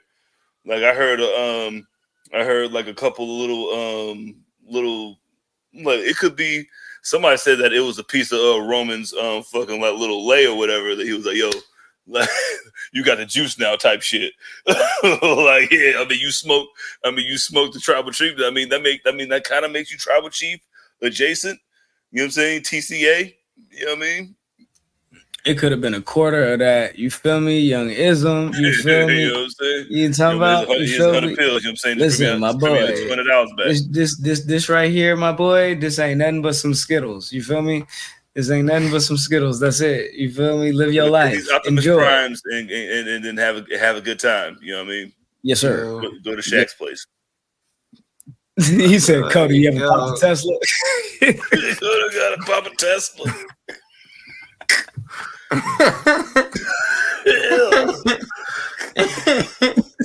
Yo, anybody that wants that many pyro, like that wants that much pyro, like that's some high nigga shit. I don't give a fuck what nobody said. It was like, you know what? If you sign me back, I want all the pyro. Whenever I do something, when I go like this, when I go like this, when I go like this, and I want to shake his hands and shit. All right, whatever. I did see other theories. I saw somebody who was like, yo, it was a Rolex that Dusty owned that he gave to The Rock or something like that. I saw other things that said like it was connected with Dusty because he was like, "Oh, never break my heart again." I don't because you said that, and I want to get that story right. If you're gonna lead with that one, the story was after the show in the press conference, Cody said that when he walked backstage, Nick Khan, Triple H, and Bruce Pritchard gifted him the Rolex watch that Dusty pawned in order to send him to acting school.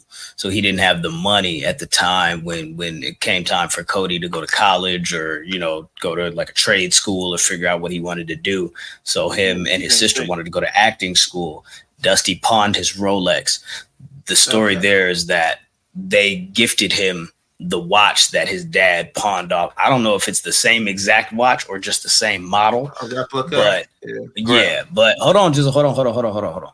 But the idea behind that theory is that somehow The Rock got a hold of the watch and broke it and put it in Cody's hand as a way to say, like, I couldn't get to you this weekend. I couldn't break you down physically. I couldn't stop you from winning the WWE title, but I can do something to you that's going to affect you emotionally type thing.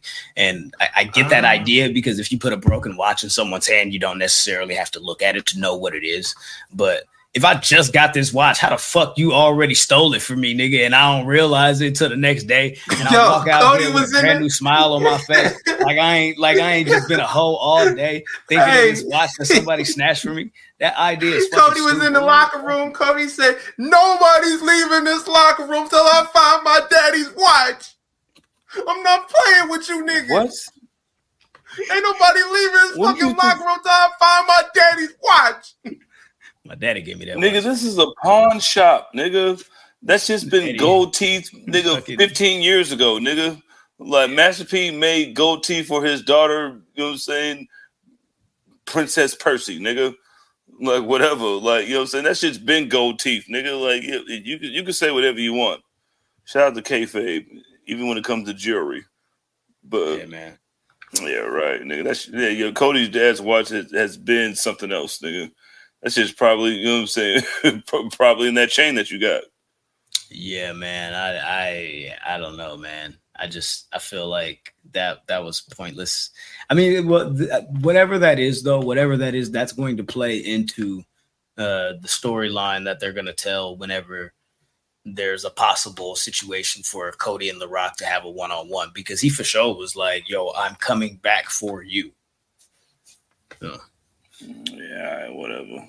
Do it then, nigga. Do that. They shoot Jumanji 7 to heaven. Let's see. Cody's running the show. Damian Priest gonna lose that belt eventually, and then stop clout chasing AEW. Anything happen in NXT that y'all want to discuss, or anything else happen on Raw that y'all want to go over? Because nigga, Femi is a fucking beast, nigga. He's a murderer. What? Like, we watched this with our eyes. Like, we watched this with our eyes.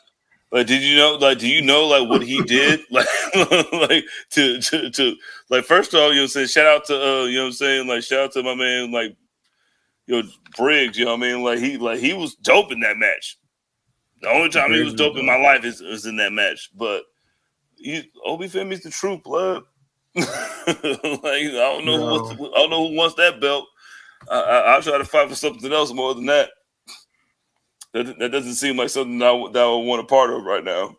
Yeah. Listen, man, I'm watching NXT again. Lyra Valkyria lost the women's title. I'm super excited about that. Since she lost, I'm interested in the product again. There's excitement behind this brand. There's so much to look forward to at NXT right now. She's no longer the champion. Roxanne Perez is a 2-time women's champion. Javon Evans is now on the main NXT roster. That's dope. Go. I got to take a picture of him and Nick Wayne this past weekend. That was interesting. That was strange. I was also high, so I didn't. Anyways, so what else? What else is exciting about NXT? For some reason, AOP is back, and the introduction of the Women's North American Championship. I think that's dope for NXT. I think that they have such a large women's roster that them having a mid-card women's championship just makes sense. And I don't know. I think that the talent level for a mid-card women's championship just makes sense, because some of these women that the internet really, really loves are not ready for the TV time that would be dedicated to them to be in main, like, championship title programs. i.e. Sol Ruka, i.e. Jada Parker, Kalani Jordan. But these women are really dope. Lola Vice, you know what I mean? Lola Vice as well. You know what I'm saying? Like there's a level of expertise that these women have that would be dope for them to be able to like strive for and attain championships to NXT. It's a great launching point. I think that's a great idea. Even though I hate the idea of too many titles, I think this is good for NXT. Yo, facts. Like on top of that, like just like what you said about the whole thing is like we've been waiting for a mid-card women's title in WWE in general for years upon years, and it's really cool that they listen and that they put it in NXT. But we were talking about Obafemi a minute ago. Ivar's back. He looks like he's trying to challenge for the North American title. Let me see what else. Back to the main event scene. Trick Williams had some time in the main event of NXT. Well, what I call the main event. The last segment to me is the main event. So he was out there. He was talking about Carmelo Hayes. He was like, yeah, without Carmelo Hayes, there would be no me. He called out Dragunov. He told Dragunov, I want to face you for the title one more time. Dragunov said, hell no. If you want to face it for the title, you got to come, pull up with something that's interesting to me. You got to throw something on the table that's interesting to me. He's like, if you can't beat me, you got to leave NXT. You got to be done with it. And like I swear, Shawn Michaels be telling him to play the hits down there because like Trick Williams like, yo man, if I can't beat you, then I don't need to be part of NXT. I'm like, bro, it's the same shit said to the Undertaker, but whatever. You got to play in it. It's cool. Next week, we're going to get Carmelo Hayes versus Trick Williams in a steel cage. Carmelo Hayes pulled up at the end and attacked both Trick Williams and Ilya Dragunov. So I don't know what to think because Dragunov is declared for the draft. And by the way, I love that NXT talent can declare for the draft. It adds a level of realness to it. But I don't know who leaves with the belt because it's a loser leaves NXT, whatever type of situation. Dragunov has declared for the draft. It's a lot of things that can happen. Dragunov, Graham, what do you think? Dragunov being Brawny is hilarious. I think we're headed into a new era of NXT, especially with this idea that they're moving to the CW. I think Dragunov is going to get picked up in the draft, and I think Carmelo Hayes will defeat him for the championship. I think Melo will also get drafted away from NXT. And I don't think Trick Williams needs to be on the main roster yet. I'm talking about just the NXT joint. That's what we're talking about, right? Yeah, I think he'll beat Ilya for the title, and he'll stay in NXT. I think Ilya and Melo will both get drafted away. Yeah. Trick is definitely CW built. Like he's definitely like all American. Like he's cool. Like after that match we was in the building, cuz like Trick is that he's that dude. Yeah. He needs the belt, and then everybody can then move on from that, and then you can do whatever you want. People stayed after that main event just chanting "whoop that Trick" for like what felt like 10 minutes or so. Like nobody moved. Everybody was just rocking. Like Terrence Howard was sick on Twitter. Yeah, that's funny. David Johnson says, go ahead, Ben. No, you got it. David says they also implied that Ava will also be drafting people. Oh, that'd be dope. So let her go over there. Hope BK says, I hope that Ava doesn't draft any real main event talent to NXT. I think that there's a possibility that she can. Why not? Some main event level talent, maybe not current main eventers. Yeah, maybe main event talent that you say that should be in AEW. You know what I mean? Like there was an AEW. They did. Let's say, well, come to NXT. You know what I'm saying? Like, listen, like, why not, man? Like, we're on USA, nigga. Like, we're on right after fucking SVU, nigga. Like, you're watching SVU. Everybody's on after SVU. Exactly. Like, shut your fucking, like, Don't draft nobody in NXT. Why not, nigga? Like, what on USA? Are you more willing to watch USA or TV? I'm not even going to do this right now. Do it, Ava. Hey. Yeah, man. The whole, like, what you said about, what y'all was saying about Trick Williams, I just wanted to add this on, and, like, we can move on from whatever conversation I want to have after that. Having him stay at NXT is 100% the right move, because you look at the effect that he's having now. Like, he was on SmackDown like a couple of months ago. The crowd was chanting for him immediately knew who he was. Now, if you can take that time and you could build him up even more, think about what he's going to be when you put him on the main roster. If this is the effect that he has now, when you send him up to the main roster for 2 seconds and then you brought him back down, and like you guys said, it was 10 minutes that people were chanting, whoop that trick in the arena. You've got a megastar on your hands. No, bro. If you can play your hands right, bro. you play your cards right. Train this man. Do not jump the fucking gun. Get him I'm gonna ready. say it. I'm gonna say it. I'm not jumping the gun. Nah, because I said it before. We're talking about the NXT heavyweight championship. You got a megastar. We're not talking about. You know, megastar, nigga. You thought LA Knight was the one last summer too, nigga. But LA Knight doesn't have 57 years of wrestling experience behind him like he does, and he's only 30 something. What? Like Trick is no trick. Like you gotta. Trick's not ready, bro. Stop. Like Stop. Trick is like. I don't want y'all like to perpetuate this bullshit. I didn't say he was ready right now. He's not ready. Add on. He's not ready for the NXT title. You could. That's not what we're talking about. Catch up. I thought we was in the NXT segment. Oh, I thought we was in an NXT segment. No, he was trying to say take Trick in the draft because they have a megastar on their hands. I didn't say that. Come on, bro. So what did you say, Ben? I said if you leave him in NXT for another year to build, you could potentially have a megastar on your hands with the momentum that he already currently possesses. I didn't say that's what you said right now. That's what I said. Bro. Don't do this shit right now, bro. Nigga. Yeah, let him pick an NXT. If that's what you're saying, then that's what I'm saying. Nigga, be the NXT champion for a little bit. So we all saying the same thing then. Yes, apparently saying the same thing. We just, just aggressively. Yo, 300. Yo, I love that. I love y'all, man. Y'all my niggas. Yo, thanks. Hey. Oh man. Hey. I love the aggression that we talk to each other in sometimes because we got to keep each other on our toes. You know what I'm saying? Yeah. Remember when Ben said CM Punk was going to main event WrestleMania? How the fuck was I supposed to know he got answered? And that was the plan too. He said on MMA Hour that was the plan. I'm just saying, my nigga Ben be feeling like he got his finger on the pulse. You know what I'm saying? But I got my ears to the streets. You know what I'm talking about? And I be boxing him up when we be having these little debates. You know what I'm talking about? No, you're not a CNA. You know what I'm saying? You just a nigga that's checking the insurance, Ben. You know what I'm saying? Like, you know what I'm saying? You got insurance? You know what I mean? Like I ain't checking no pulses. You know what I'm saying? But, you know, like, I want to make sure that you got some insurance. And then you like, you know, make sure you ain't parking in front of the ambulances. You know what I mean? Like, you know, that's for the ambulances only.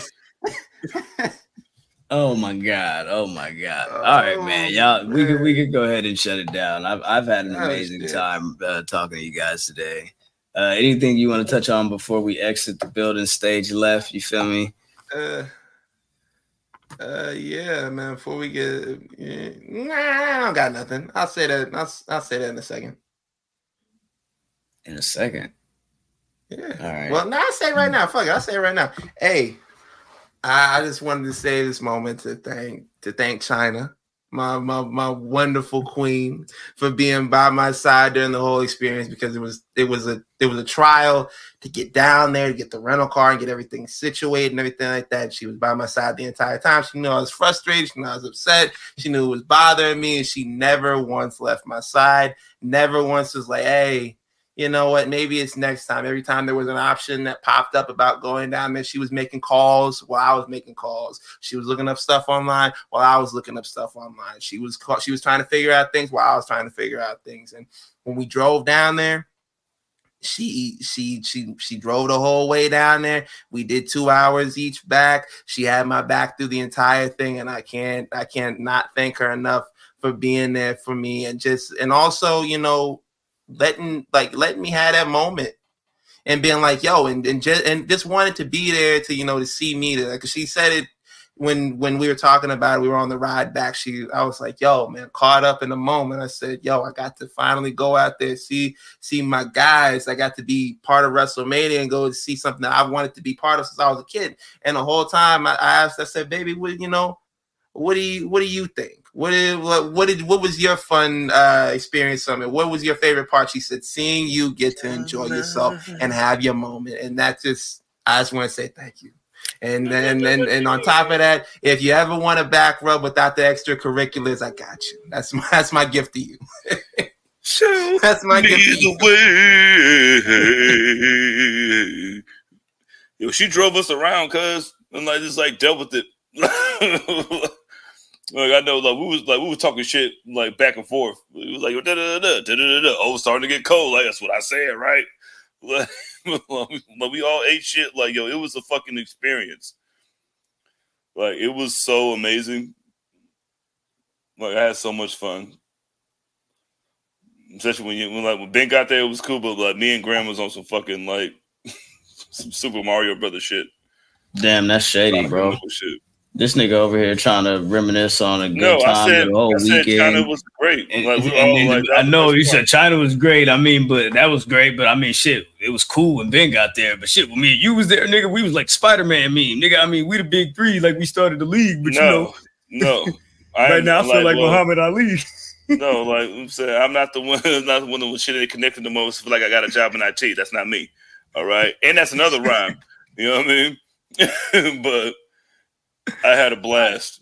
Everything that happened for a reason happened for a reason, and I can't wait to do it again. Yeah, next time we do it, can y'all break out y'all phones and record some stuff for vlogs too? But I was sitting I was doing some stuff. You know what I mean? Remember when Benny Siegel was I'm gonna vote when the sun go down. I got that part. All the space on my phone. My phone ended up dying, nigga. Second match into WrestleMania. I can't even record. I recorded Cody the video. I ain't even get my. I got you. That's in a Google Drive. It's in a Google Drive. Nigga, hold on, Andy, bro. I only do smart nigga. stuff. All right, hold you know on, what I'm saying? Bro, nigga. Smart stuff. Nigga, hold on, nigga. You niggas don't know nothing about it, nigga. You feel me? You niggas don't know nothing. It's not like Ben and China, I don't want it. Yo, you niggas don't know, man. Josh. Happy birthday, Josh. One more you time. Feel me? Shout out to all the Cody crybabies. You know what I'm saying? Y'all niggas held it down, you feel me? I'm just a Cody real nigga, you feel me? That's all that it is. You feel me? That's all it's gonna be. You feel me? We the American nightmares out here. You know what I'm saying? Ben ran it up. Your little kid was yelling at me. Taking titles from Roman, you feel me? We're yelling at little kids, nigga, yelling at grown men, nigga, yelling at little motherfuckers thinking that Roman was gonna win, nigga. Yeah, where y'all ones at? Put y'all ones in the air. What happened to the ones? Aggressively nigga? yelling. That's what I was yelling at niggas. What happened to the ones? What happened to the ones? What happened to the ones? Y'all had y'all ones up. Now, I thought y'all was gonna win. What happened? Where y'all ones at? Put y'all ones up. Be proud of your tribal chief. Be proud of your tribal chief. Acknowledge him. Acknowledge him. That nigga's a sucker. Loser ass nigga? No. You said no. He said no. It's that nigga. Now it's that loser ass nigga. I said acknowledge that nigga because he lost like the sucker he is. He's a loser, just like I thought he was gonna lose. Yeah, man. Shout out to Dave LaGreca for handing out the. You feel me? You feel me? I'm finna blur that out. You feel me? If I put this in a clip, you feel me? Because I ain't showing y'all niggas no love, but you feel me? They was passing these hoes out. You know what I'm talking about? Niggas had to get that. You know what I'm saying? That's why Bret Hart was the #1 wrestler in Bleacher Report. Yeah, man. Turn up, dog. What you mean? Episode 300, Public Enemies Podcast. You know what I'm saying? Oh my God, Graham the Waco Kid, Benny the Butcher. You feel me? Big Match Jizzle, DJ in the motherfucking building, man. 300 of these hoes. You know what I'm talking about? This nigga's holding the belt. I don't really know why, but it is what it is. Oh, you know why.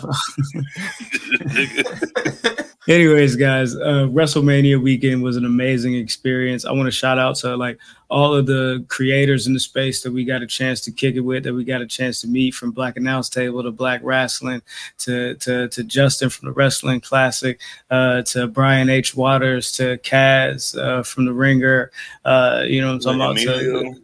Emilio Sparks, amazing. I'm gonna call you, bro. It was so many people that we got to, you know what I'm saying, shake hands with and, you know what I'm saying, just hang out with and enjoy time and company and energy with.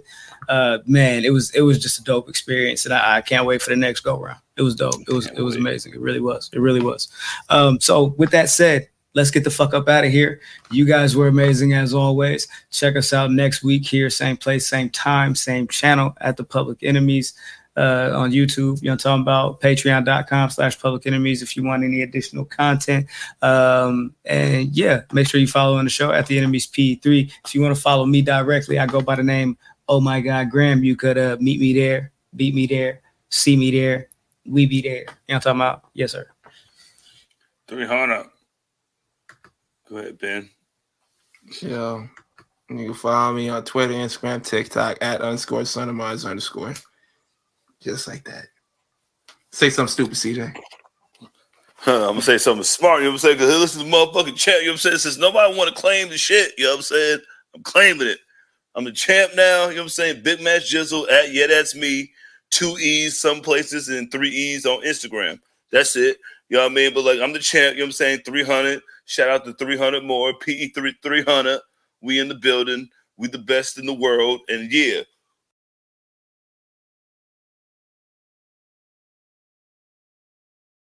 And this how we gonna end it like this. Don't ever say I'm wearing a Diddy robe or I sound like I'm talking like Diddy. Don't play with me like that.